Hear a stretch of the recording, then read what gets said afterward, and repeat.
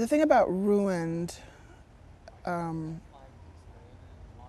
sat on a panel with Lynn in New York. When I had a show up at the Public Theater and she had Ruined and we were on a panel of artists talking about, of African American artists, African artists talking about work.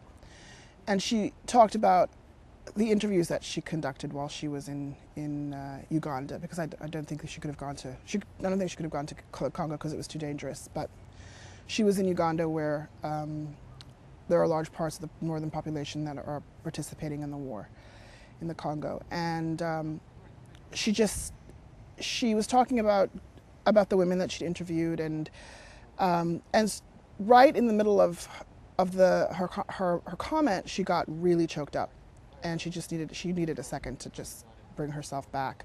And these interviews happened years ago.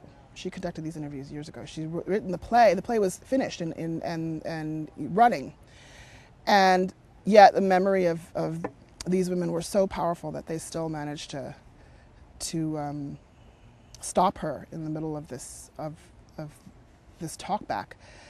And when I think about the play, I think about those women in those interviews and the vibrancy that she captured the women in the play.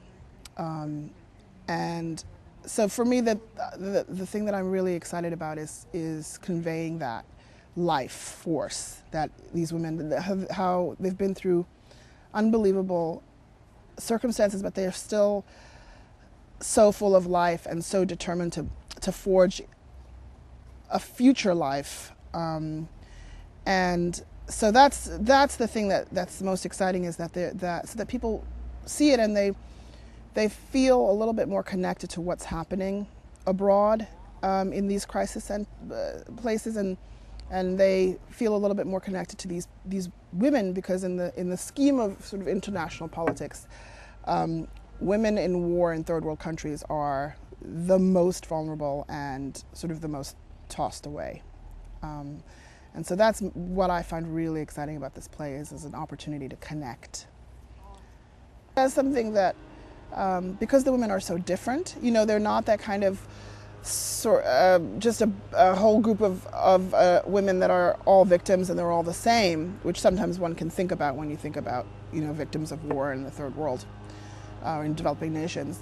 They're so different that one can't sit in the audience and look at these women whose lives are completely separate and different from ours and go, which one of these women would I be? How would I respond